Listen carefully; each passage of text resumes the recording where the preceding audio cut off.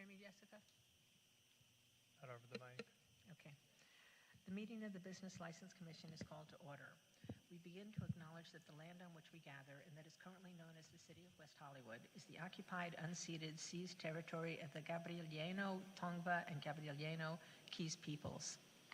And Pledge of Allegiance. Commissioner Buehlin, would you lead the Pledge of Allegiance, please?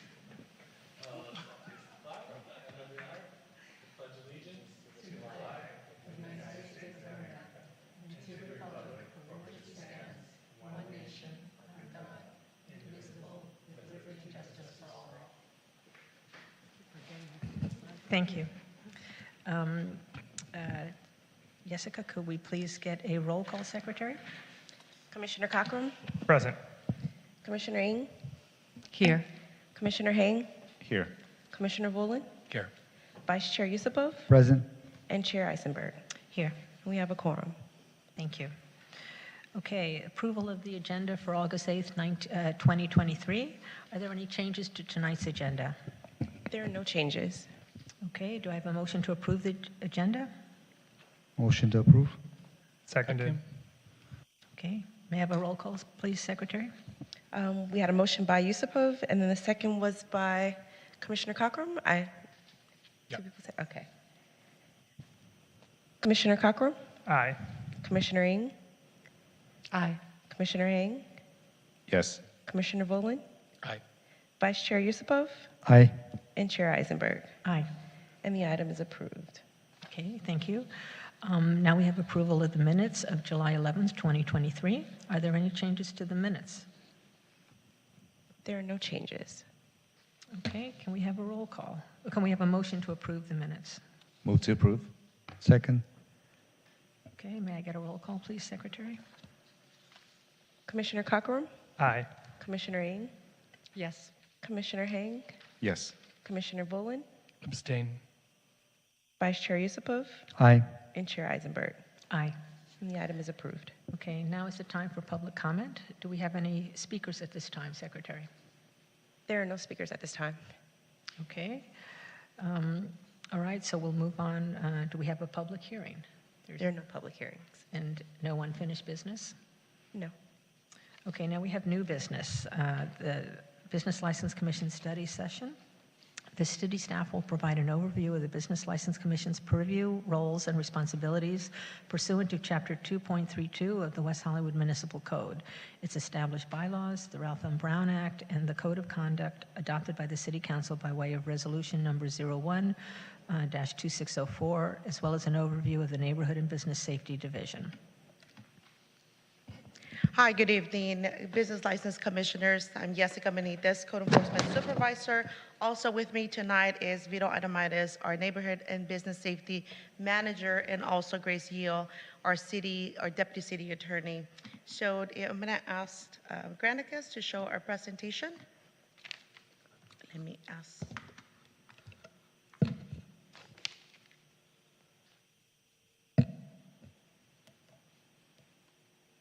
Hopefully you're able to see our presentation. There we go. So welcome to tonight's study session of August 8th. I will start with an overview of the Neighborhood and Business Safety Divisions in our operations. Neighborhood and Business Safety Division is in charge of three functions. First, the first function is our code enforcement, who's responsible for responding and investigating West Hollywood municipal codes, including code violation of the state law. This includes penal codes. In addition to that, the officers are non-sworn and they're PC 832 certified. In addition to that, they are required to have other certifications through different associations to perform their daily duties. This is a 7-day operation. The next function is our business licensing and permits. This division this function rather, is responsible in scheduling the Business License Commission, administers business licenses, special event permits, extended hours business licenses. In addition to that, we issue the encroachment valet parking signs and the valet parking meters. Then third function is the animal care and controlled. We manage the contract with the LA County Animal Care and Control Service. This is a function that provides 7-day-a-week service. So the next slide shows our operation, our division, which that division is divided into functions. We have a manager, we have a supervisor that is responsible for the day-to-day field service request. Under code enforcement officers, we have 5. We have 2 current vacancies, and that is something that our division is working in recruiting for code enforcement officers. The second portion is the code enforcement supervisor, who is responsible of the administrative functions, which entails the special event permits, business licenses, and also the nighttime entertainment. In addition to that, we provide support to the entire division with fielding all the service calls for the division. Reporting methods. How do you contact the code enforcement? The code enforcement team, as mentioned before, we provide service 7 days a week. We are open, or we are provide service and respond to requests Monday through Wednesday from 7 a.m. to midnight, Thursday from 7 a.m. to 3 a.m., Friday and Saturday from 7 a.m. to 4 a.m., and Sunday 7 a.m. and 3 a.m. So as mentioned, we are one of the cities in Southern California that we provide 7-day-a-week service, almost 24 hours a day, if not in the nation. In addition, our business license and permitted, we are open Monday through Friday from 8 a.m. to 6 p.m. But still, we're responding to any service requests on the weekends as well. We work with the code enforcement supervisor that works on the weekend. How do you contact our division? The community and the members of the public are encouraged to put in a service call or a complaint to our complaint line, which is 323-848-6516. And this phone call, actually, when someone leaves a voice message, it is received by the on-duty officer. If somebody wants to submit a request, they can use the city's West Hollywood official app, which is the WeHo service request. It's available on our website. In addition, they can contact us through email, code@weho.org, or they could call us Monday through Friday at 323-848-6437. To contact the Animal Care and Control, which is a 24 service, they can contact the phone number listed on the screen, which is 310-523-9566, or they can email carson@animalcare.lacounty.gov.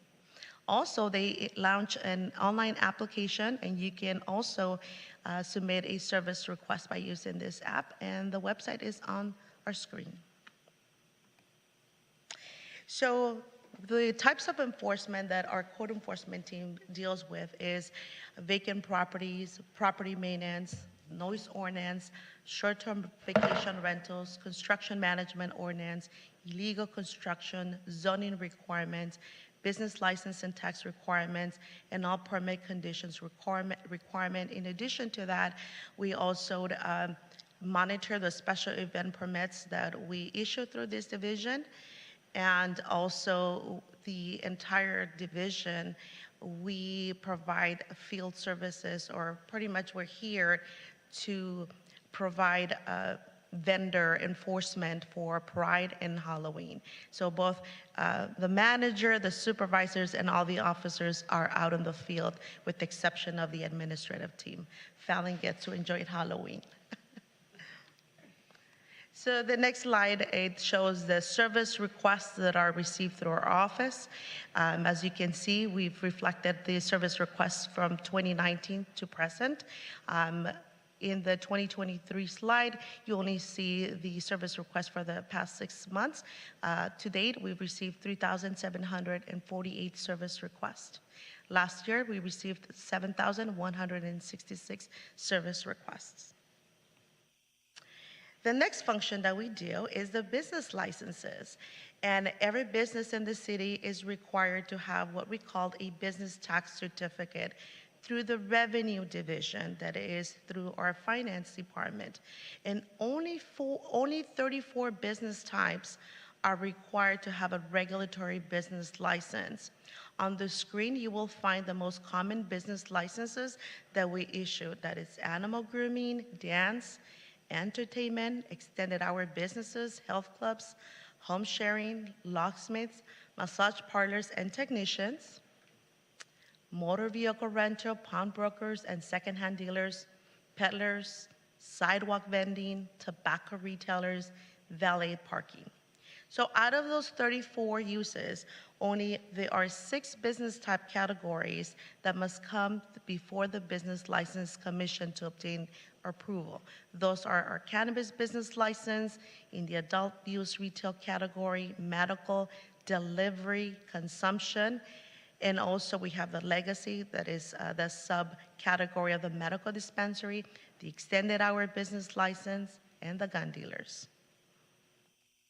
The next slide, it shows our business license data. Here we went back from 2021 to present. In 2020 and 2020, we did not process that many because of, during the pandemic, unfortunately. So in purple, we have 2021, which we're at 66. In 2022, we had 60 new business license applications, and to date, we processed 25 new business license applications. In the business license renewals, in purple, in 2021, we had 643, followed by the following years of 606, and to date, we've processed 321. Same thing with temporary business licenses. Temporary business licenses are for peddlers that would like to operate during Pride and Halloween. We processed 12 in 2021, 39 in 2022, and so far to date is 25, and it's most likely to increase. That Halloween is just around the corner. Other duties that we issue in this particular business license and permits is we issue the extended hours construction permits. So any work that is required to be done outside the approved hours of construction is from 8 a.m. to 7 p.m.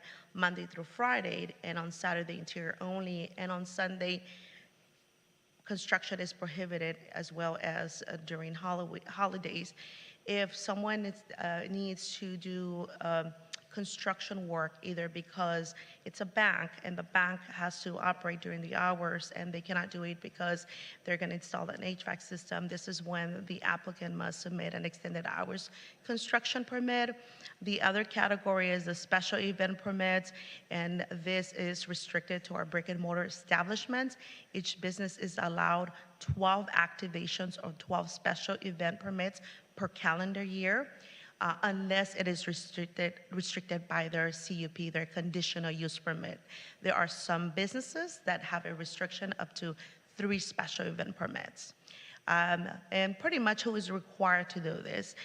Here are some examples. If somebody is having, let's say it's a retail store and they're going to have a grand opening, or they're having a sale and they're bringing a DJ, an element that is not part of their normal business operation, that would require an extended, a special event permit. Or someone that wants to extend their hours of operation, they will need to obtain the special event permits. Some of these permits will require additional permits and review by different agencies, such as the fire department, West Hollywood Sheriff's Department, animal care and control if they're having an exotic animal, in addition to LA County Health Department. So we work very closely with them from the permitting side and also the enforcement. And on the next slide, it's the permit data of the number of extended construction permits that we have processed from 2021 to present, and the special event permits as well. So in the next slide, I will turn it over to Vito Adomaitis to talk about the Business License Commission duties. Thank you, Jessica. For this next section, I'm joined with our Deputy City Attorney, Grace Yale, and we will be jointly just kind of going through the next slides with you. So I'll kind of, if you want, I can lead it off if you want, this first one. So the responsibilities of the Business License Commission is to meet as necessary, but no more than once monthly. The Business License Commission will conduct its business in accordance with Chapter 2.32 of the West Hollywood Municipal Code with uniform bylaws, the Ralph M. Brown Act, and the Code of Conduct adopted by the City Council by way of Resolution 01-2604. Copies of these materials are included in your packet for further review if you would like. And I also know our city clerk, Melissa Crowder, was not able to make it this evening, but she does do an overview of the Brown Act and Rosenberg's Rule of Order in her orientation for the commissioners. So I don't want to be duplicative, but we did want to cover that a little bit tonight for you. And if we could have the next slide. And I'll turn over to Grace.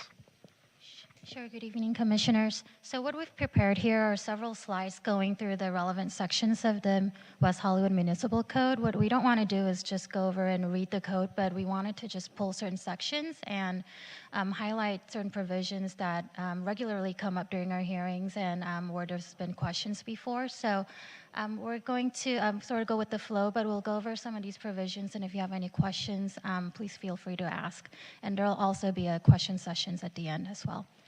So the Business License Commission have the power, and their duties are to hold hearings to determine whether to grant, deny, modify, suspend, or revoke business licenses. And as Ms. Benitez went over before, there are certain business licenses that do require hearing from the Commission. So those are generally the hearings that will be held, or otherwise, if there's a revocation procedure, a suspension procedure, those will be brought before the Commissioners by the staff. The other duties include considering and recommending to the City Council adoption and amendments to the business license ordinance and other ordinance and resolutions pertaining to the business regulations. I believe there was previously a question regarding whether the commissioners could reach out to City Council members to determine whether City Council had any guidance on the maximum number of extended business hours license that it wanted the city to grant. So just to go over the procedures, a lot of the, amendments and the revisions to the ordinances usually are either initiated by City Council. For example, City Council will direct staff to revise or research certain revisions to the code. And once that's made, that's usually when the staff would bring it before the Business License Commission for your consideration, and the commissioners would review those and either make recommendations to the City Council to approve as is or with certain revisions.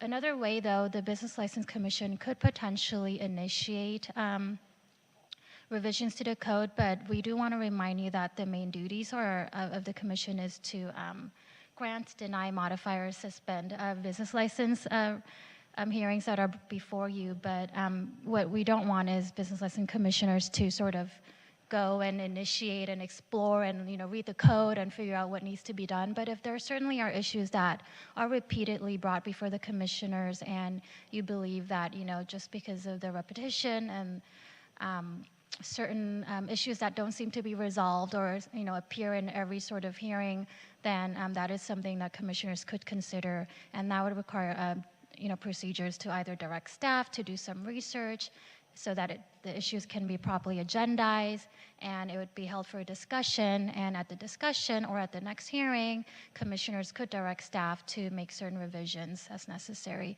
But we're happy to answer questions on these if you have any. The other duties is to perform other tasks as directed by City Council. If there are any questions, we can answer them, or we could move along and save the questions for last. Hi.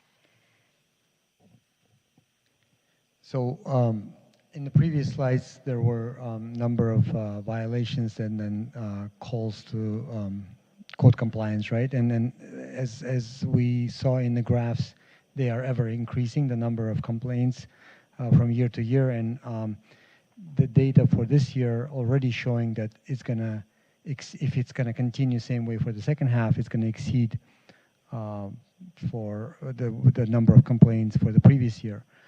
And for example, one of the common complaints that I saw in the slide, and also that when we are considering an application for business licenses, is a noise complaint.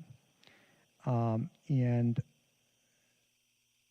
if the Business License Commission has an idea or suggestion to, and I don't know if it's going to go to this council or to the city staff first, for example, to have some kind of a standard for noise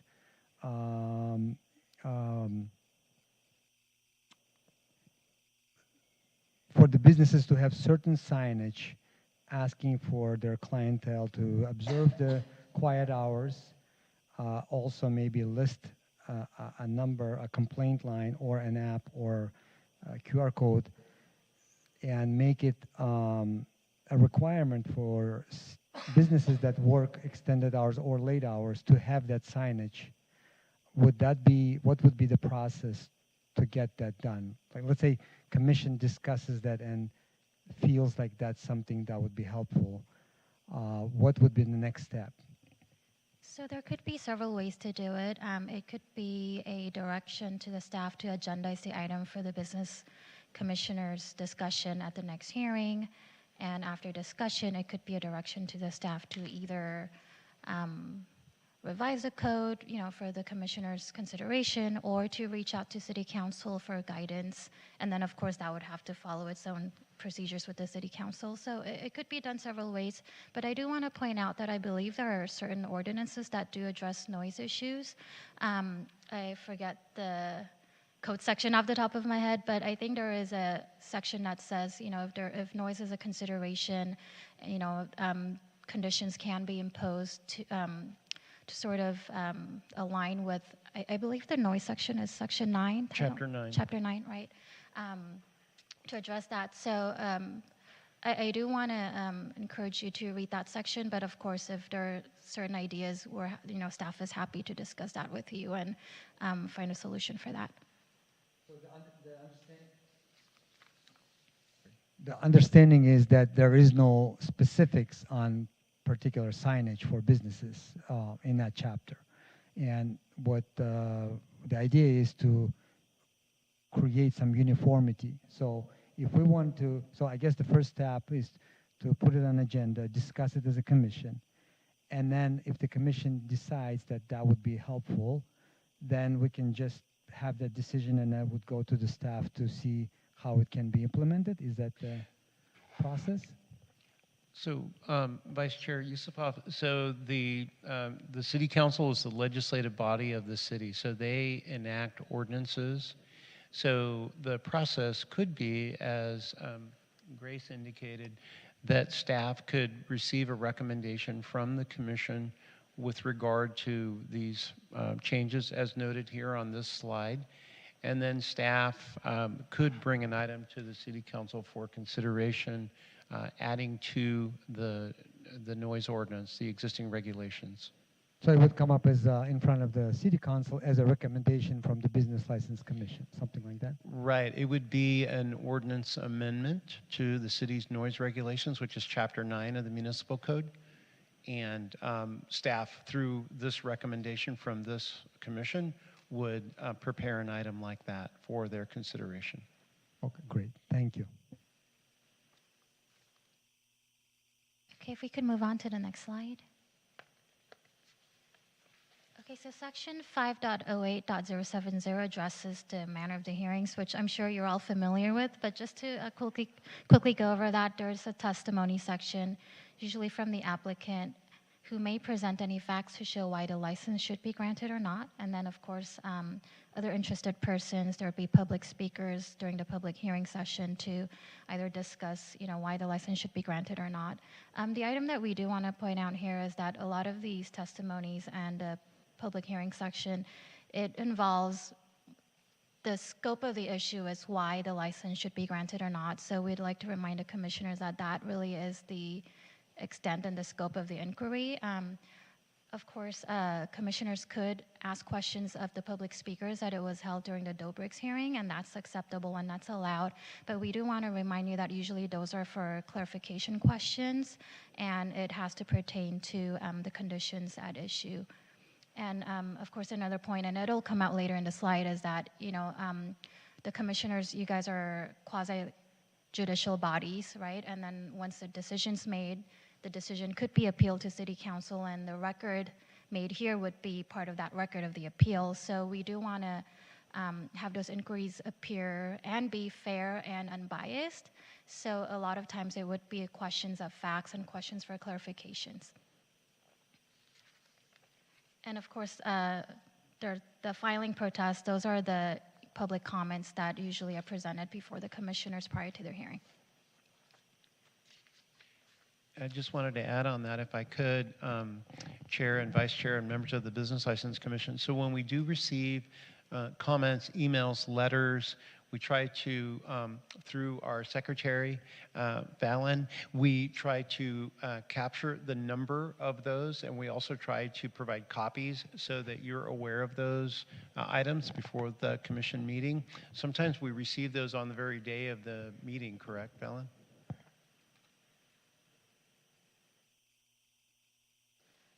Okay, next slide.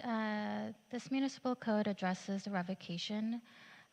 We don't have to go through all the details, but I did want to point out that the revocation proceedings are, in layman's term, a pretty big deal for the city. I don't believe a lot of revocations have been done in the past, and they require due process because it requires taking away of certain rights with respect to their businesses. So it requires a notice procedure, it requires a hearing, and of course, the hearing will be held before the commissioners. So I understand that in previous hearings, there's been questions regarding whether the commissioners could grant a license under a certain condition and have them come back before the commissioners within 3 months or 6 months for reconsideration.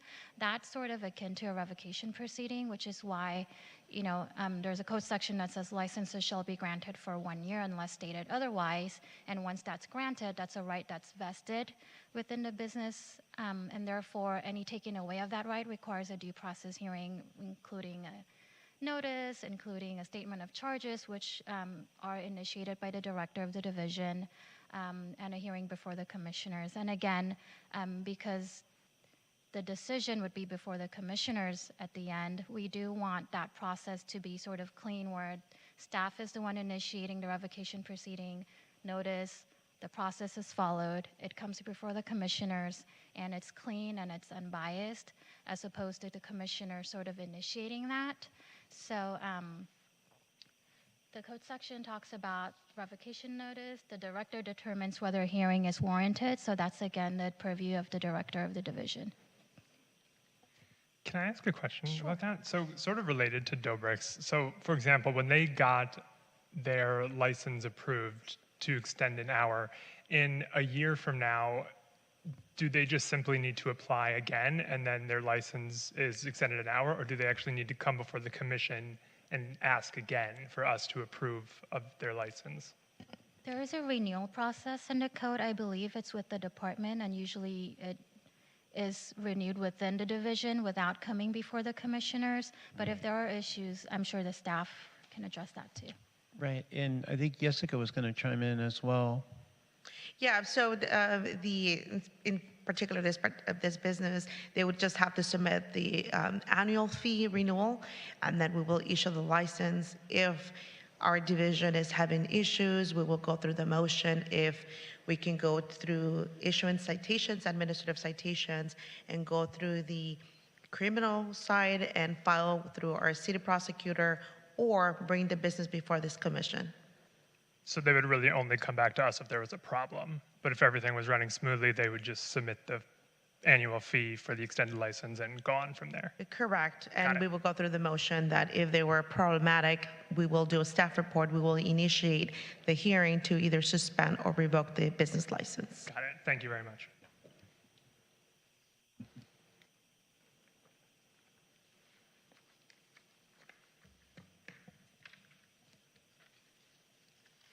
Okay, so the next section deals with conditions of approval. There are several sections that do deal with conditions of approval. This is the first one, and this is a general section. And it's tied to the revocation proceeding, but just to give you a recap, the commissioners or the director can condition any business license if they find that grounds for denial or revocation of a business license exists, or that the manner in which the business has been conducted or operated is detrimental to the public health, safety, and welfare. And there are several factors to consider and findings to be made. So this provision usually comes up if there is a revocation hearing before the commissioners, or a hearing to impose certain business license conditions, in the course of a renewal. And if that's the case and the commissioners do find that there's grounds for denial or revocation, instead of denying or instead of revoking the business license, you could condition the business to address those, health and safety issues.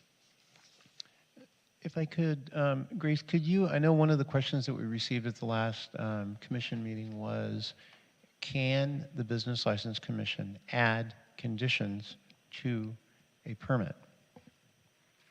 Right, so the conditions can be added. So there's this section which deals with the revocation. There's a separate section regarding the extended business hours operating requirements, and Section 7 there does say other conditions. The commission has the authority to add other conditions as necessary. So obviously the commissioners do have the right and the purview to do that. There are certain guidelines, and we don't have a slide for that because we don't want to say these are the 5 factors you have to consider. It's not part of the code. It's more of a reasonable guidelines, standard. So we can go over some of those factors with you. So the main factor is that, of course, it has to be consistent with the West Hollywood Municipal Code. So if there's other sections, for example, that says the director has the purview to do that, then of course that condition or that section lies with the director of the division and not with the commissioners. And of course, it has to be consistent with other laws, including jurisdiction. So if it involves patrolling, the city of LA, of course, that's outside the jurisdiction of the city.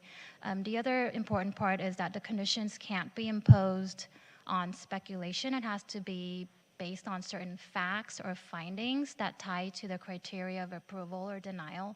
So for example, a lot of these criteria deal with noise or parking or traffic or crime. So if the commission makes a fact finding that there is a issue with trash, then it can impose certain conditions that try to address that criteria of approval to find that for approval to be held, this condition has to be complied with by the business. So those are the main factors. The other factors that I did want to also point out is, let me make sure I have my notes. May I ask a quick question? Sure. So just going back, my apologies. So just going back to the revocation process. So section 5.08.170 revocation notice to licensee, it indicates that the director determines that a hearing is warranted. Notice of said hearing shall be made to the applicant pursuant to section 5.08.070. What is the criteria that the director has to utilize that a hearing is warranted? I was just curious. I know that there's never been a revocation. This is just for my own learning. Right. I don't think that criteria is set forth in the municipal code. I don't know if Jessica or Vito, you have information regarding that. It might just be up to the director's discretion, but that is a very good question, and we can find out for you. Thank you.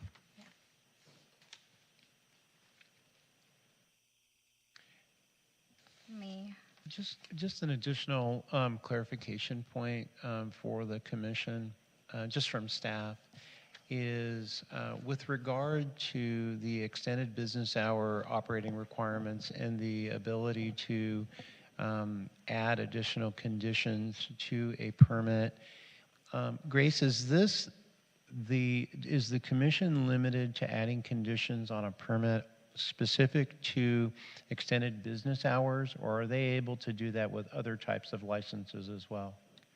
So conditions can be imposed for the extended business hours and other types of licenses if that license is being heard before the commission either for revocation or modification of the conditions, or for renewal where the director and staff determines that it has to be held before the commission, then the commission can impose certain conditions.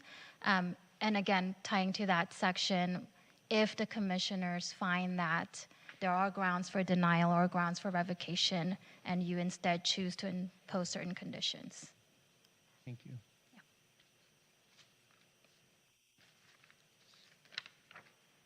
Okay, if we could move on to the next slide, please.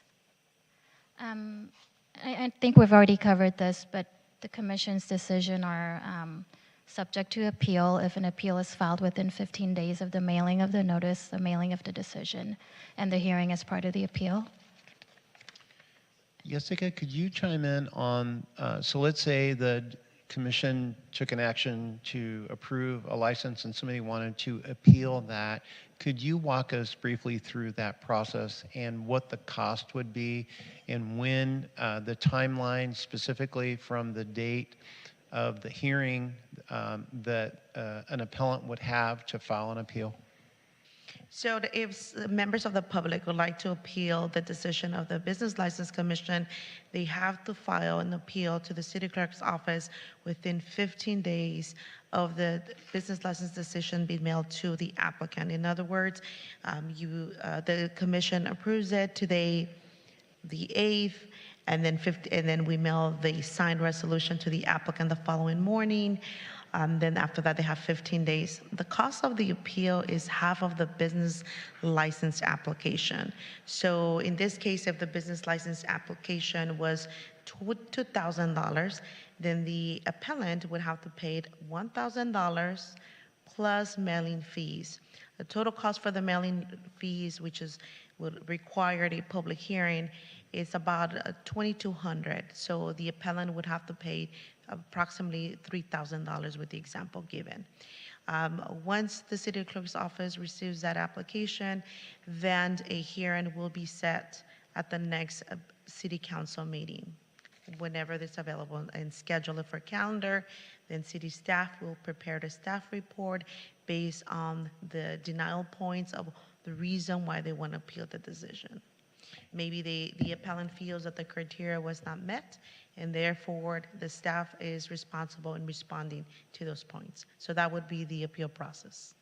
I'd like to ask a question, please. I don't think you'll have the answer tonight, but could you please find out for us how many appeals have been filed in the past 5 years and how many have been granted? I do not have that information, but definitely we can find through our city clerk's office. Thank you. Just out of curiosity, if the city council does deny an appeal, does the applicant have a right to file a writ with Superior Court, or what is the next higher body that will examine a denial? The city council, for business license, our city council is the highest body to review an appeal process. So that unlike planning commission, that they can go beyond that, but a city council. And sometimes the decision, it doesn't have to be a straightforward granting or reversing the commission's decision. It could be sending it back to the commission for reconsideration, but also noting that please also consider these other facts. Yeah. I have one question. Oh, I'm sorry. No, go ahead. Go ahead. Commissioner Hang. I just had a question. So according to section 5.08.080, grounds for denial for business license, there's two sections within that. There's a section for business activities involving free speech. Mm-hmm. There's also a section for business activities not involving free speech.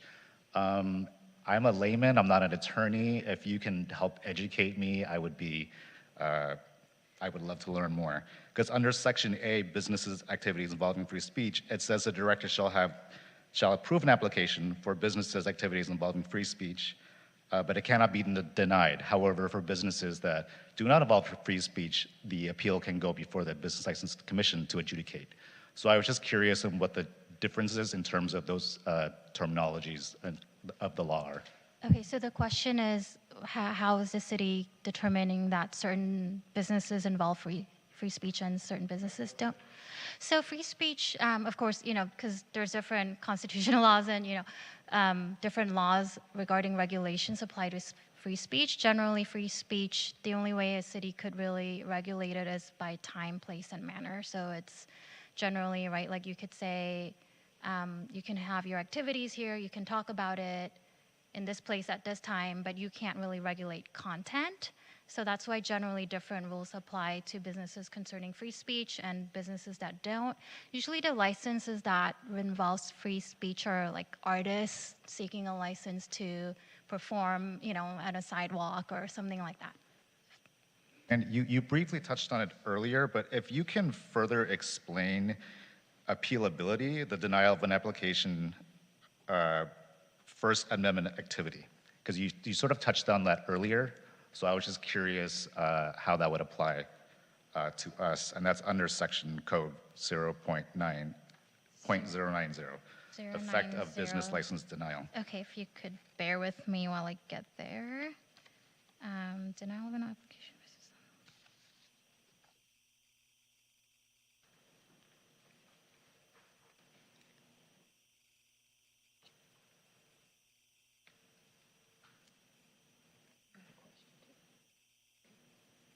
Okay, so it looks like generally a denial of an application that do not involve First Amendment activity is appealed to the Business License Commission, and the denial of an application or granting of an application involving free speech goes directly to City Council. It looks like that's the distinction, and for the Business License Commission's appeal, it cites to section 5.08.070, if I'm not mistaken, that talks about the notice of the hearing and agendizing and posting in public places. I'm sorry, does that answer your question, or I'm not sure? I think so. I was just curious. Okay. I'm not a lawyer, so. Commissioner Yusborough? So I have a question. If the commission denies the application, for the applicant, is the only choice to go to the city council, or can they come back to the commission? So a couple of things, if may I answer that. A couple of things is that certain applications, for example, I know this for a massage parlor, if the applicant wishes, they have to wait 12 months before they could come back to the Business License Commission. And obviously the other option would be to appeal the decision before City Council. So they can simply just wait 12 months and just apply again? Specifically for massage technicians and massage parlors. What about other businesses?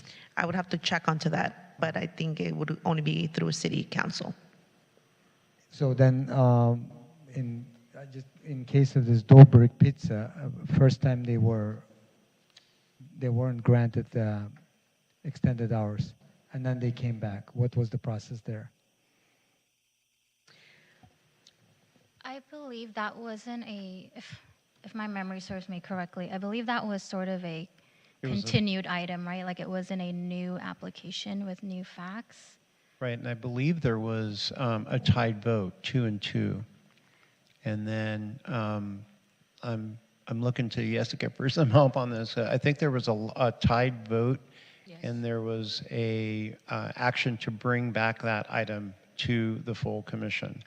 Correct, yes. That's what the purpose that the application was brought back before the commission, because there was no motion on the floor. It didn't pass or fail. So that's why it was brought back. So when it ties, then it automatically can be brought back if applicant wishes, or would someone has to take a certain step to make sure that it comes back again because it was a tie vote? Like, would the commission say, okay, you can come back again, or would that be staff decision, or would be someone else's decision? Well, if you recall with the last item, we did bring it back to the Business License Commission for the commission to A, approve the denial, or B, to reconsider the application. And the commission voted to bring back the application for reconsideration. So we doing the tie vote? Yeah. Okay, so that's the process. So the commission decides if it can be brought back once it's denied or once it's tied first time around. So usually if there's a tied vote, the process is to sort of break the tie. I believe that situation was unique because there was only 4 commissioners, if I remember. So we were hoping to have additional commissioners to be able to break the tie at the next hearing. It looks like it ended up being the same commissioners that made the decision anyway. But so there are several options, but usually it's to, I don't want to say bring it back as a new item, but sort of continue it to have that tie broken. I mean, it could have been during the same hearing if there was another motion, a different motion to break that tie then, but in this case, it just took a couple of hearings to get So there. then the follow-up question, let's see, we see that the applicant maybe is not completely ready or they don't have enough information, so the commission can also, instead of denying or approving, can the commission ask them to come back again?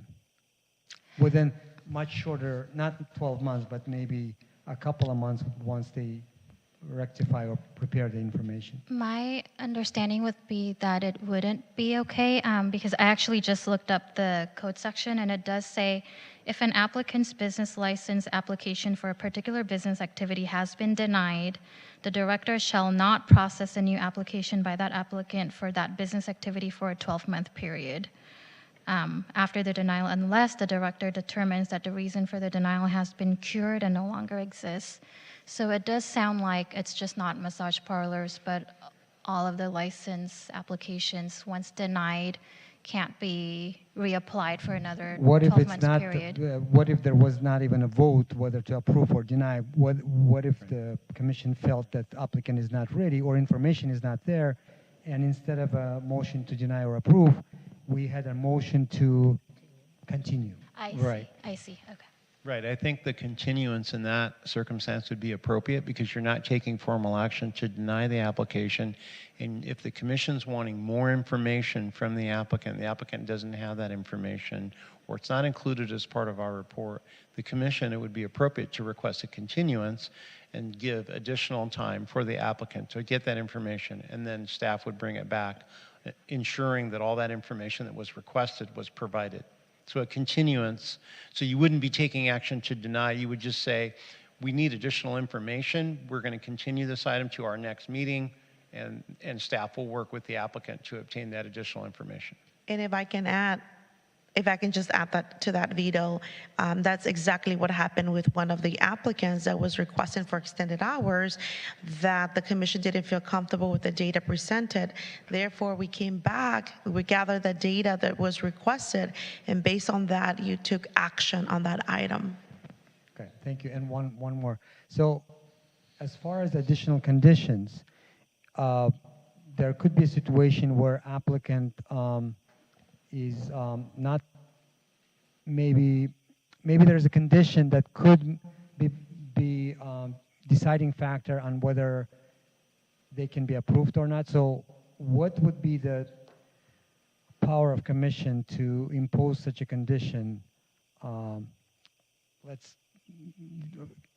For example, there's a complaint about cleanup, and in our application there's nothing about the cleanup or nothing specific, and commission otherwise okay with the application, but the cleanup, say after hours, is one of the conditions the commission wants to impose. Can the commission do that?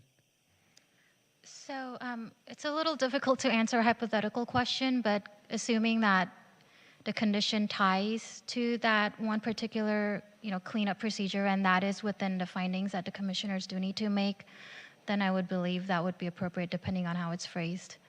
So it could be a cleanup, or it could be, let's say, commission feels like an extra security person, or something like that's not in the application in any way, or it's not specified, and the commission feels like, based on the input, they feel like maybe they need to have an extra security guard or something like that. So commission can make those conditions.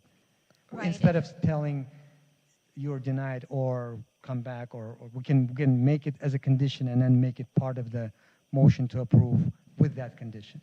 If there's a finding and a nexus, and could we go back to, I think it would be helpful to scroll back on the slide on the extended hour item. So with regard to extended business hours, if there was an additional condition put forth by the commission to address a specific concern, and there was a nexus to the application and a finding, hey, we feel that the applicant has not properly addressed a certain issue, then that authority lies within the commission to add that additional condition. So in the case of Vice Chair Yusupov's example, let's say cleanup, then you could impose that condition on the applicant. I would. As we talked previously, there has to be a finding and a nexus, and it has to be certainly within the city, obviously. Right. I would also add to that, in addition to the nexus, with the findings and the facts and evidence that are presented, right? Like if the issue before the commission is extended business hours, it would have to be cleaned up during the extended business hours, not for the entire business operation during non-extended hours. Makes sense. Okay. Commissioner Egg? Yeah, I'm wondering, I think specifically what we're talking about is heart. And I wasn't sure, I guess I don't recall whether or not it was a draw or a denial before we opted to bring it back based on the security data. I'm trying to remember, Jessica. I thought that there was quite a number of people that showed up to that original hearing, and there was a request for additional information and like the sheriff's number of complaints. So I'm trying to rely on my memory. Do you remember any other? Motion. Pardon me? I think we made a substitute motion. A substitute I made a motion substitute for motion. that item to come back with Correct. additional information. Or a friendly amendment, actually. It Right. was a friendly amendment. I believe so. That is correct. Anyone else? Commissioner Yulin? Yeah, I just wanted to clarify because you brought up draw and tie. It doesn't matter if it's a 4-4 vote, if it's a 2-2 vote and there's 4 people here, or if there's 6 people here, like there is today, and it's a 3-3 and it's tied. If it's tied, the item does not pass. There's no such a thing as a draw or anything. It's just, it doesn't pass. So what happened with Dobrik's, it was a tie. You voted. I wasn't there. So, but my understanding is that maybe before you voted, maybe it wasn't like a real vote. It was a real vote. So if it No, was a real vote, then it didn't pass. I believe there was a real vote, and I believe you're correct. When it's deadlocked 2-2, if someone makes a motion and it's seconded, and the vote is tie, and there isn't a majority, then that motion to approve doesn't pass. So I believe I wish I had all the minutes from that. So you can make a motion to change your mind after you voted on something? That's what my question is. I believe it was brought back under the guise of there were only 4 commissioners present and we needed more bodies to be here. So I believe there was a special exception that was made. Excuse me, I'm curious now about the process, how it came back before us for us to question, to vote on whether or not to bring it back in a month. How did that come before us? Because that wasn't at the same meeting. Right, so if I recall correctly, it tied, and it's correct that if it's tied, the motion doesn't pass, but for there to be a trigger for an appeal, there has to be an actual denial or an actual ruling, right? Like just because it didn't pass doesn't mean it's denied necessarily, because there could have been a substitute motion that, said, okay, we need more data or something like that. So that's why at the next hearing, we presented the option to the commissioners to say, do you want to vote on the denial, or because in a special circumstances, we only had 4 commissioners before, now that we have more, do you want to maybe reconsider it? Because when it's tied, the item is still sort of pending, right? Like there hasn't been a denial either. So I think either option would have been available and the commissioners Who voted. initiated that? Did the applicant or did the staff? Staff. Anyone else? We can never have a tie. So if there were 6 of us here today and we voted 3-3, if we tied, nothing happens? Or what's the next process? Because you said it's not a real denial. Considered denial. Well, she just said it wasn't a denial. No, I know, So but I'm hearing both sides. So yeah, I think when it comes before council and it's tied like that, I think it's considered, it doesn't go forward.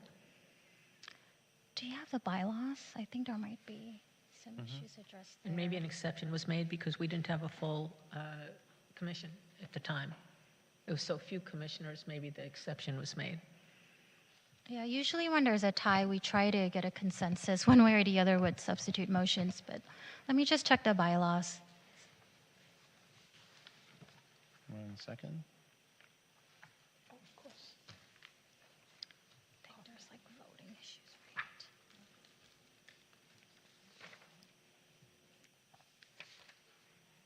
Want a cough drop?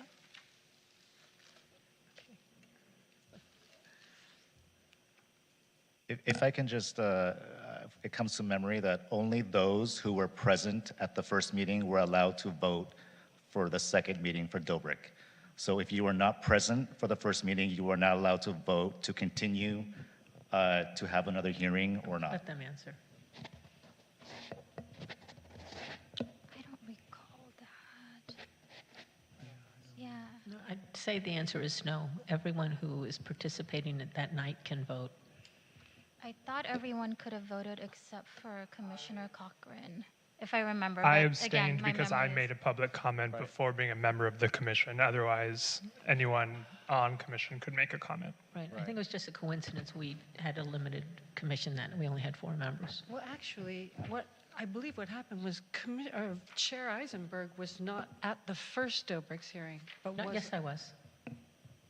That was the one we tied. It's a different hearing that I wasn't at All right. for a different issue. The first hearing is when we tied. Yes. Can we move on? If there are no other questions from the commission? Yes, we could move on, but we'll get back to you on the tie vote Yep. issue. Okay. We'll look into that for you. I also, before we go into the bylaws, and Grace, I was hoping for your help on this question because I wanted to make sure we addressed it specifically. So one of the questions that I recall that came from the commission that we wanted to cover in today's study session is, does the commission have the ability to conditionally approve an application? And I'm seeing some heads nod, so I want to be sure that we, with your assistance, can respond to that question as part of tonight's study session. So I think that would depend on what's considered a conditional approval. Is it an approval with conditions? Yes, assuming that the conditions meet the guidelines that we've discussed. But a conditional approval as in you have a conditional approval for the next 3 months, 6 months, and then we're going to take that away, the answer would be no because of what we've just discussed regarding the revocation procedure. That's akin to a revocation, requires due process, notice, hearing, witnesses, all of that. And then that would be, again, heard before the commission. So in that sense, the conditional approval is not permitted. And there is a municipal code that says business licenses are granted for 1 year unless otherwise noted in the other sections of the code. So our answer to that is the approval has to be for 1 year. And of course, there could be conditions imposed, but it's not a conditional approval in that sense.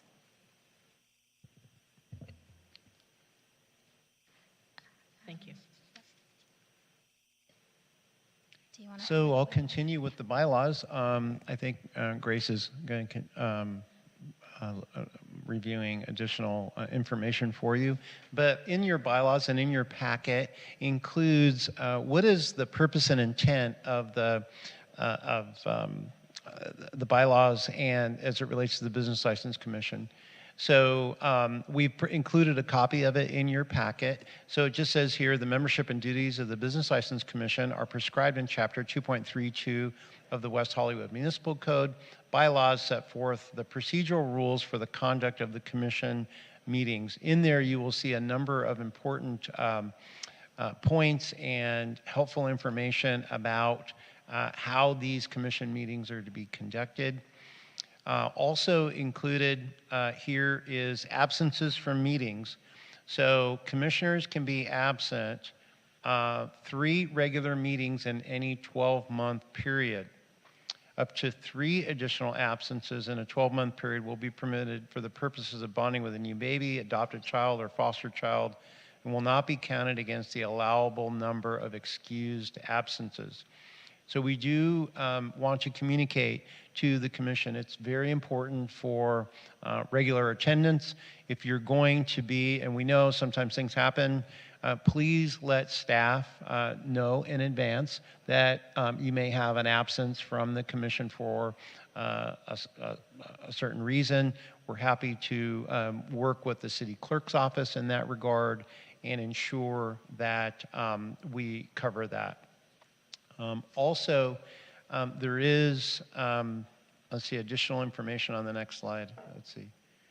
So rules of decorum, obviously, members shall conduct themselves in an orderly and businesslike manner to ensure the integrity of the deliberative process of the commission is always maintained. So sometimes, I don't know that it's happened yet, but I just want to address it because it may happen. You may, and we may see here as staff and as members of the commission, members of the public approach the commission in a very assertive or direct manner. And you've seen this in other places. So as staff, we would definitely recommend for the commission, in some cases, to just maintain an orderly and businesslike manner. It's not uncommon for people to be very upset at times. It's important to just maintain that even keel as we go through this public process. And I know some of you have seen it or experienced it. I certainly have as staff. So just a friendly piece of guidance as we go through this year together, this upcoming year with our new chair and vice chair at the commission. Members shall maintain a polite, respectful, and courteous manner when addressing one another, city staff, and members of the public during meetings.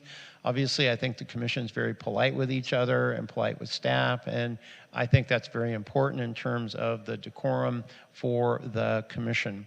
Obviously, as you can hear my voice, some of us are able to speak very clearly into the microphone, and you can hold the microphone away. But as you experiment with that, you can see it doesn't take very much distance for that microphone to suddenly become not as clear and not as audible for members of the audience, your audience physically here in the council chambers, as well as your audience at home. So please be mindful of that. So sometimes it's just important to do kind of a sound check for yourself to make sure that you have the proper level of audio and volume. I believe, maintaining order. So members should request the floor of the presiding officer before speaking. So this is the chair.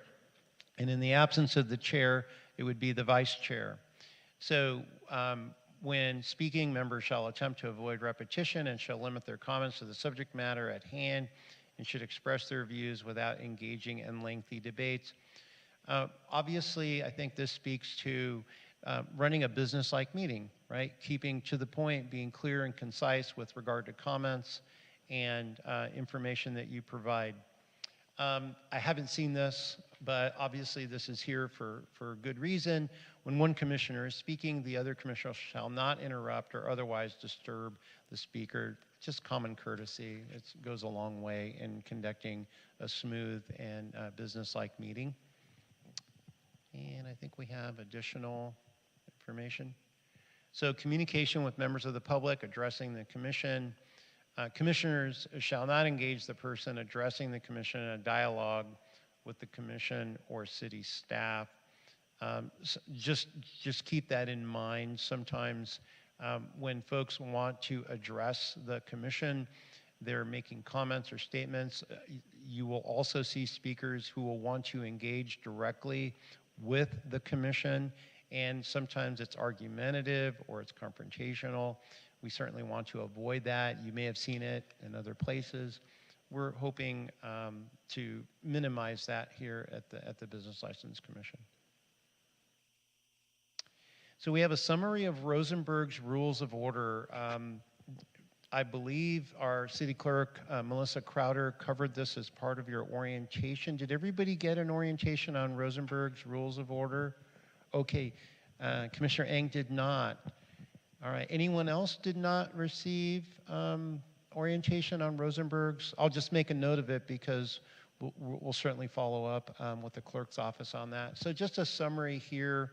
Rosenberg's Rules of Order talks about quorum, the number of people that you need in order to conduct a meeting, the role of the chair. The role of the chair is really very important. The role of the chair really sets the tone and really sets the order and the pace of the meeting. And it's important that the commission and the commission members be respectful of that important role, right? Motions, basic motions, amendment motions, and substitute motions. I won't go into all the details in there. There's quite a bit of detail in your packet, but I would suggest as staff that you review what each one of those means. What is a basic motion? What is an amendment motion? Sometimes you'll see this. Oh, I'd like to make a motion to, and then fill in the blank, and then someone will say, oh, I'd like to amend that motion. Please take an opportunity to review what those different motions mean. All three of them here, basic, amendment, and substitute. And obviously, we already talked a little bit about this, courtesy and decorum. This is a great commission. There's lots of great work ahead. I'm excited about the year ahead. And we are going to, as staff, be preparing. Our job as staff is to prepare well-prepared reports, to obtain the data and the analysis to present the commission the information that you need to make an informed decision. And if there's additional information that you need in order to make that informed decision, staff is happy to provide that to you.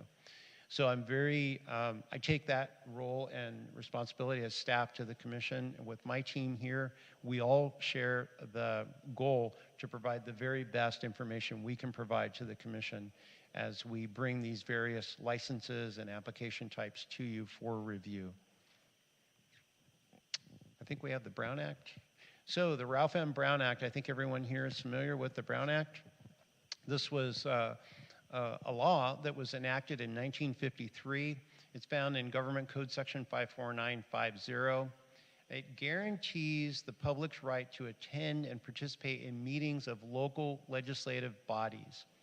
All meetings of the government body shall be open and accessible to the public. Boards must discuss, deliberate, and act on the public's business openly. Importantly, it prohibits what are called serial meetings, quote unquote. This is explicitly prohibited.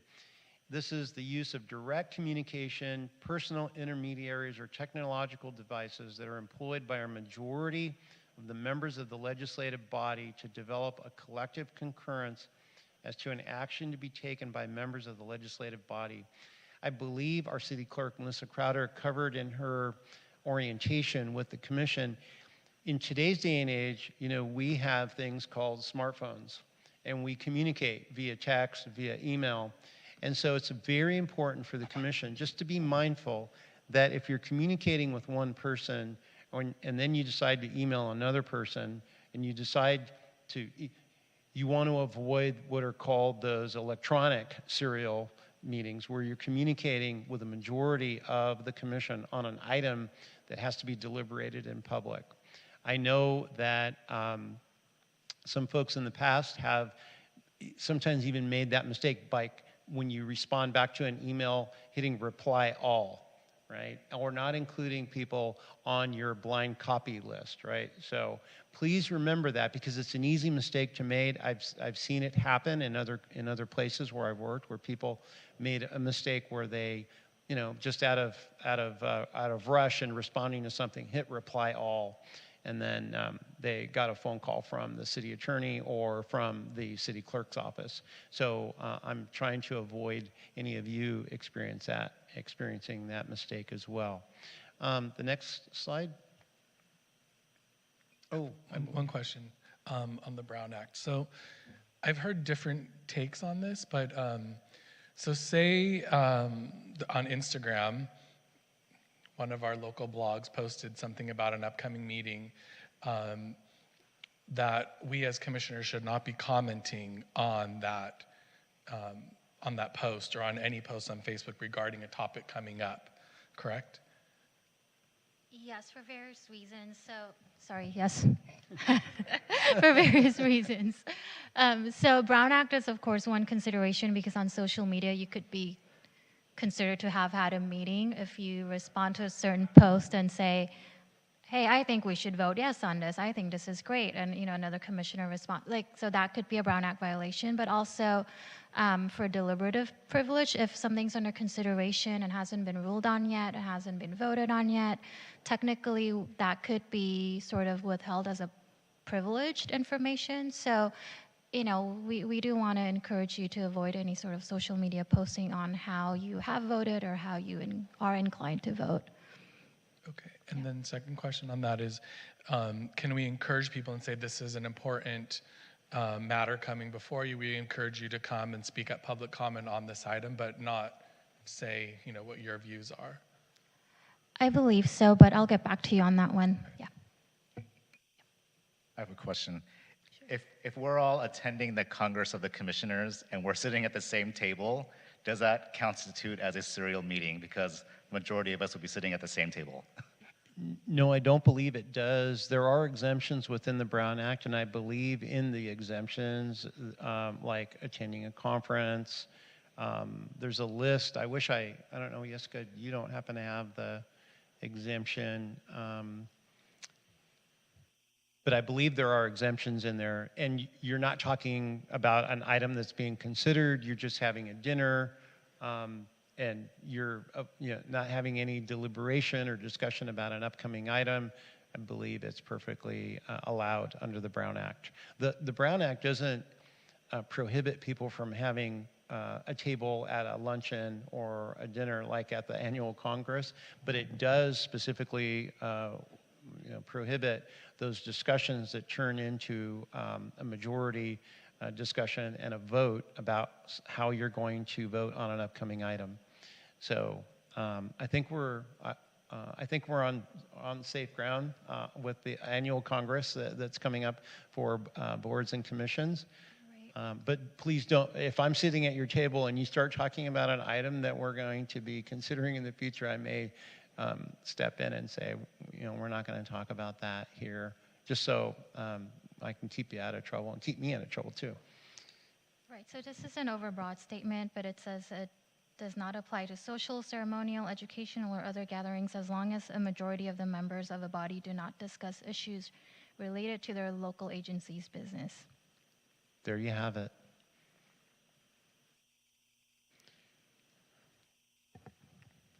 So at this point, we've conducted a review of the municipal code, the bylaws, a review of permits and actions and authorities and purviews of the commission.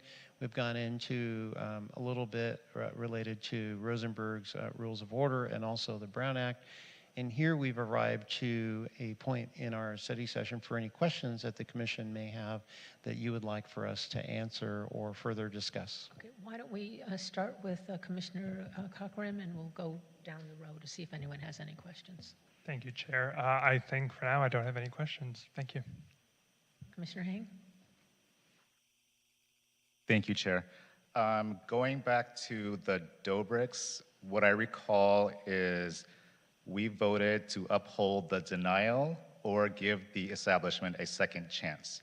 So that's why it came back. So it wasn't a straight up denial. We voted to give them a second chance. That's from my clear recollection. And then I know the word condition was a hot topic tonight, but I just thought it was interesting in reading section 5.08.210, conditions of approval. If there are conditions added by the commission, the applicant does have a chance later on to appeal back to the commission to remove those said conditions if things do approve. So I thought that was very interesting, since that word has been a hot topic as of late. Mm-hmm. And thank you for the robust presentation. Thank you. Commissioner Hang? Yes, actually, I think when I asked about Chair Eisenberg and Dobricks, it was Hart that I was thinking of. Yes. So if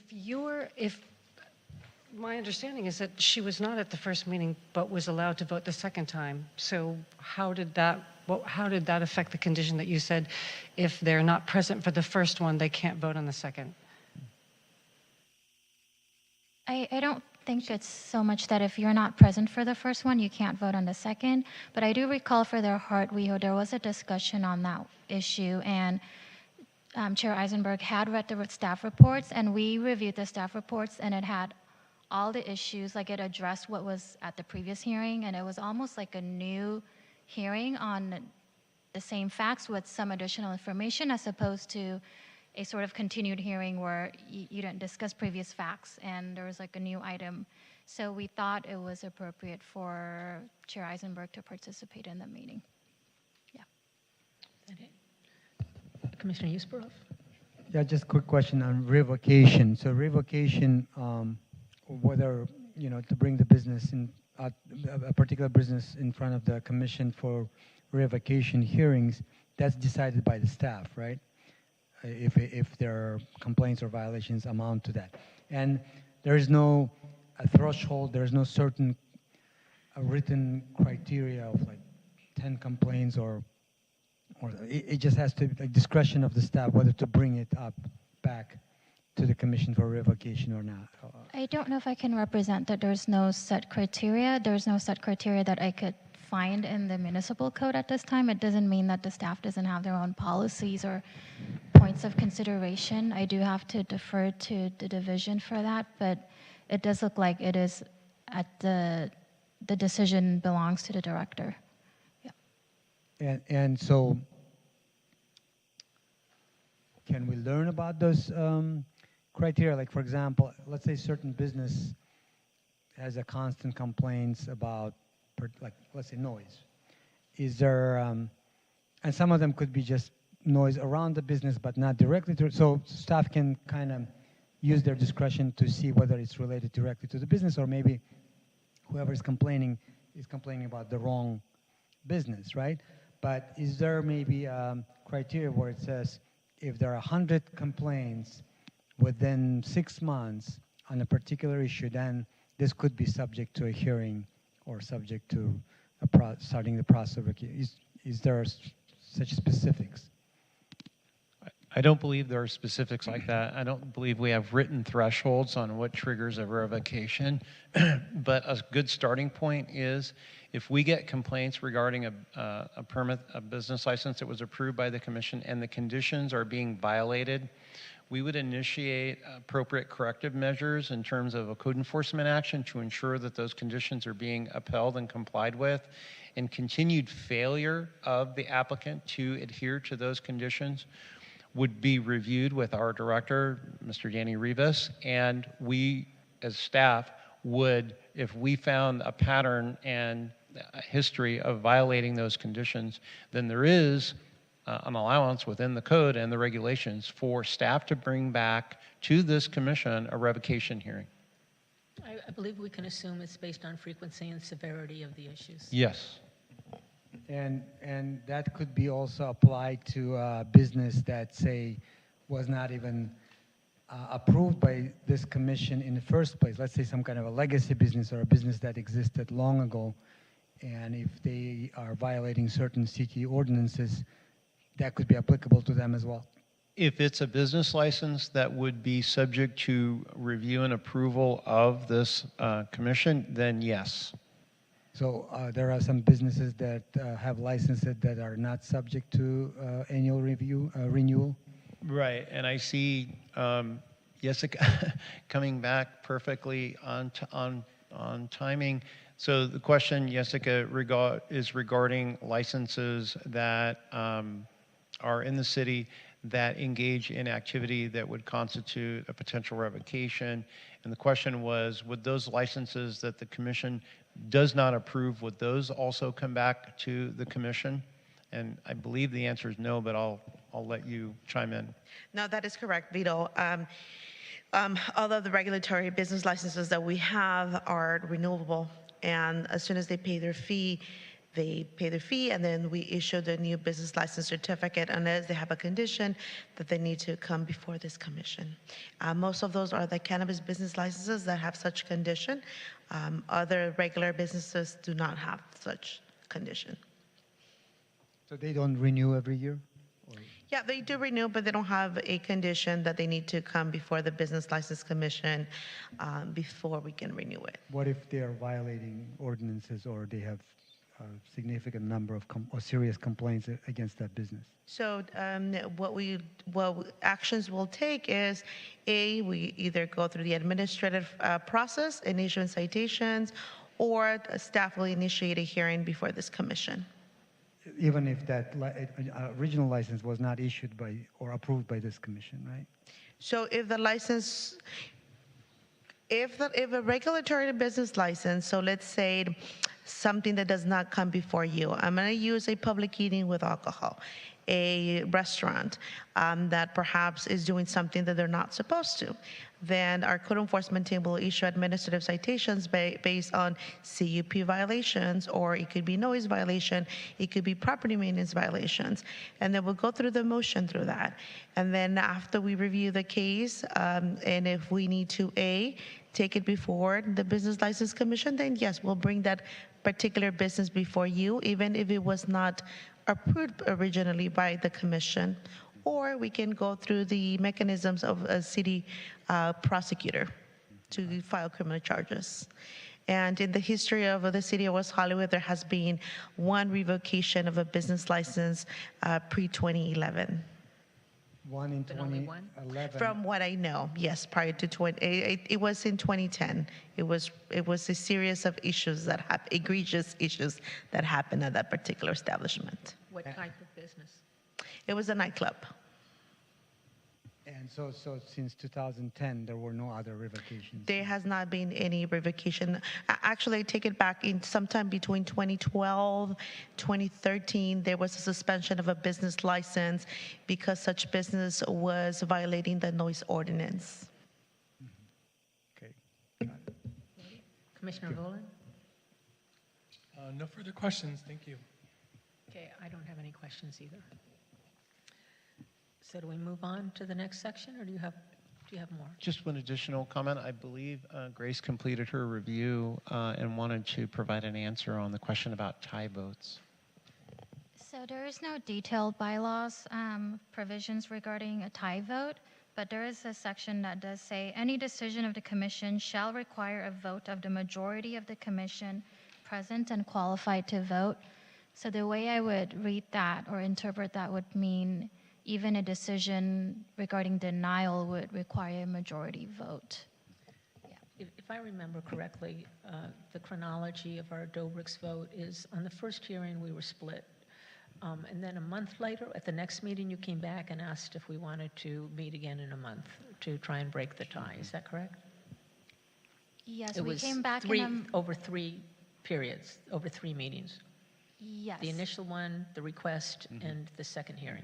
Yes, and the request was either to vote then at that time on a denial or bring it back, and I believe the commission made the decision to bring it back for a third. For a greater percentage of commissioners that turned out not to be present. Okay. So follow up on that question. So what would happen then if we had a tie vote?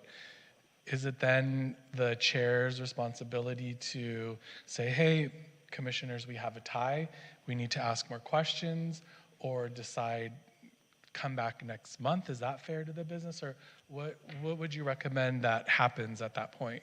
So it could be, do we want more information and bring it back at the next hearing, which I believe is what happened with WeHo. There was a second motion to request additional information, come back, and then vote. It could be, is there a second motion now to deny, right? Like, so the motion to grant was tied, so then is there a second motion to deny, and then we could vote on that, we could vote on another motion with another condition, or, you know, there could be different ways to get a motion out there to sort of try to break the tie if possible. Okay. Yeah. Thank you. Okay, thank you. Are we done with this section? Should we move on to items from staff? Yes, and before I provide some updates to the commission, I just wanted to thank the commission tonight for your questions and participating in the study session. I hope you found it informative and helped give you some guidance and some clarity going forward. Is obviously will be an ongoing opportunity for staff and the commission to have additional dialogue, but I do appreciate very much the commission's feedback and questions tonight, and hope you appreciated all the information. I'd like to thank our staff and our deputy city attorney, as well as our city clerk who could not be here tonight. I'd like to thank her as well for the input that she provided into the materials. So with that, I have some items, just a few for you. So as I mentioned earlier, the annual Congress of Commissions and Advisory Boards is on August 23rd from 6 to 9 p.m. Please be sure to RSVP to the city clerk's office if you have not done so already. And I look forward to seeing some of you. I know some of you will not be there, and we'll miss you at that Congress, but I believe it's going to be a very good event. Secondly, I wanted to share with the Commission from our Disabilities Advisory Board that they are currently accepting nominations for the 2023 Disability Service Award. These awards recognize individuals, businesses, media, and nonprofit organizations for their work with people living with disabilities. Applications and nominations are being accepted through this Friday. Actually, it says through this Friday, August 4th. I don't know if that was continued, Fallon, but I just wanted to share that. Was August 4th the cutoff?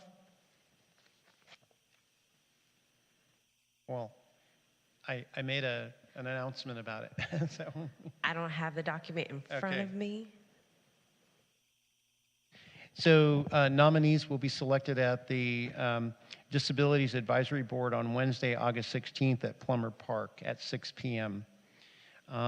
Let's see, the third comment I wanted to make is we are going to ask for the Commission's consideration to cancel our next meeting, which is scheduled for September 5th. September 5th is the day, the meeting that is scheduled on the 5th is the day after Labor Day, which falls on Monday, September 4th. So if the Commission, I know I will not be able to be at the meeting on the 5th. I believe there may be a commissioner or two who may not as well, right? Vice Chair Yusupov will not be there. Somehow, I have it in the schedule for the 12th. I believe it was... I pulled from an email. Mine also always said the 12th, but from today's paper, it says the 5th again. I believe there was some conflicts in the schedule for the 12th. Jessica, is the 5th the confirmed date? Yes, originally it was scheduled for the 12th, and then it had to be changed to the 5th because of logistics issues. And so at this point, Mr. Vito is requesting that we move this meeting to the following month, which would be in October. Do we make a motion? That would be, yes, that would be a motion to cancel the meeting of September 5th, and our next meeting would be Tuesday, October 3rd. That would be our next meeting with the Commission. So, Does anyone have a motion? Can I just ask, is there any sort of indication from anyone by you guys that they're looking to come to the Business License Commission to propose something for extending their hours somewhere? On the 5th? Yeah, or just 5th? anytime soon, like a business wants to come, they've approached you guys and Pending saying, agenda hey, we're... item. We have not received any information for the 5th, which is why at this point we're comfortable as staff recommending to the Commission canceling that meeting of the 5th. And then our next meeting would be on October 3rd. So if the Commission could... Would someone like to make a motion? I'll make a motion. Second. Can we, Secretary, can we have a vote, please? And the motion would be for clarification to cancel the meeting of September 5th. I'm sorry, before we vote on that, can I say then that would mean that the at-large appointment and the reinduction of Commissioner Vulin would wait till October? I believe the council's action on the 21st is to name the 7th commissioner to the commission. So we would have all 7 commissioners present at the October meeting, if I'm thinking this correct, right? Because Commissioner Vulin was already Reappointed. the council already took action to reappoint you. So we're pending the 7th and final commissioner, which I believe is occurring on the 21st of August. Wait, then So can- we would have all 7 commissioners by the October meeting. Okay. Wait, can I ask then that because Commissioner Hang and myself were re-inducted, we were appointees, that means at-large is not re-inducted? I don't know that. The upcoming? You're referring to being sworn in? Yes. Okay, that wasn't necessary for council commissioners who were already appointed. It was something that was suggested, but it was not necessary. So then, Okay. Secretary, can we have a roll call on this motion, please? Yes. Commissioner Cockrum, Aye. Commissioner Ng, aye. Commissioner Hang, Yes. Commissioner Volin, Aye. Vice Chair Yusupov, Aye. and Chair Eisenberg. Aye. And the September 5th meeting will be canceled. Okay, so we move on to our second public comment. Secretary, do we have any speakers? There are no speakers at this time.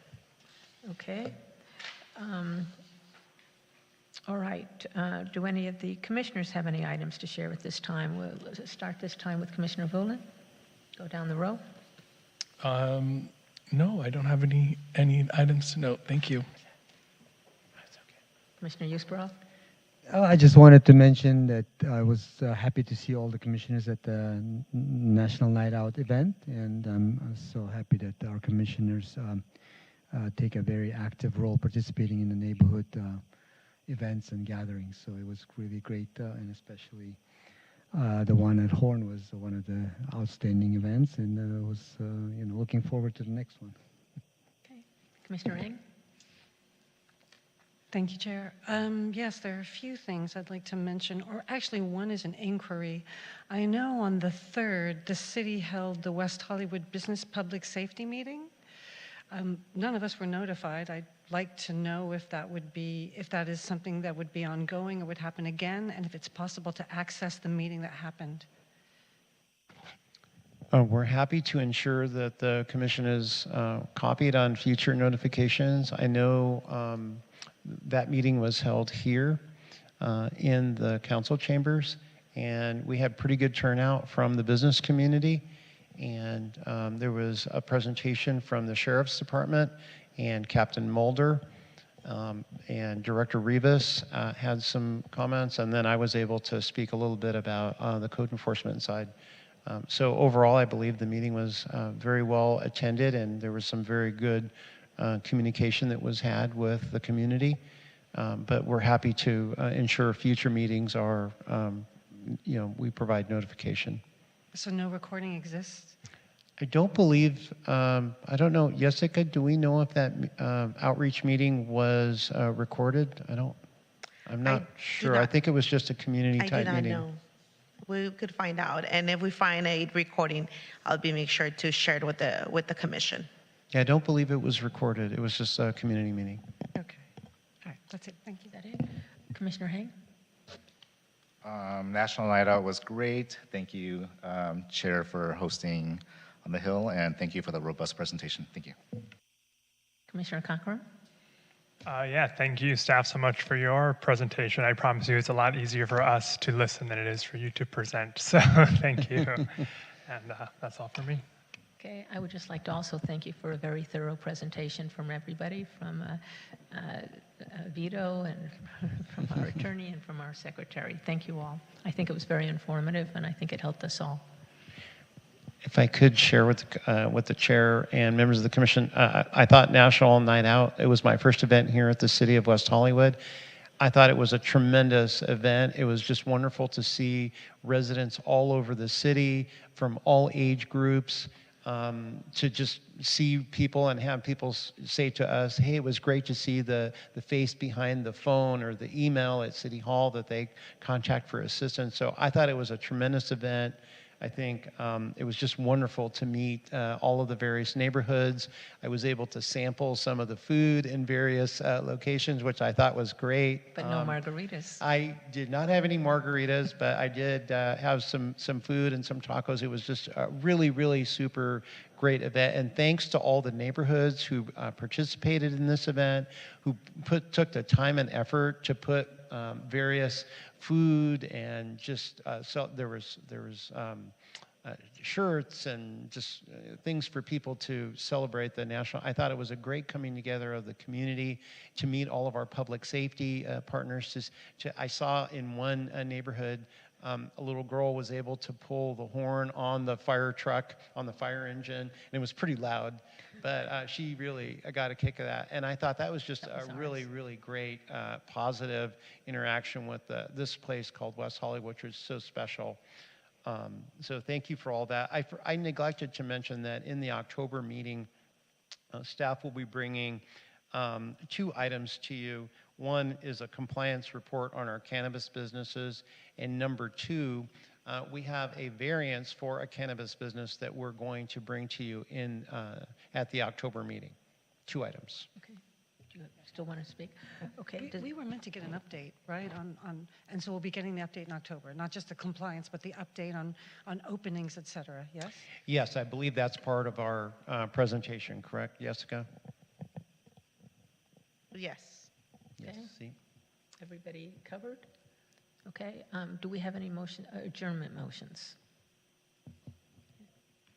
No? Okay, then I think we can close the hearing, the commission meeting. Thank you. Thank you.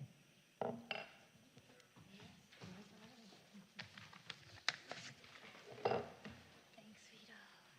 If I may, if I may give you a reason why I'm not sure, actually, one thing we didn't finish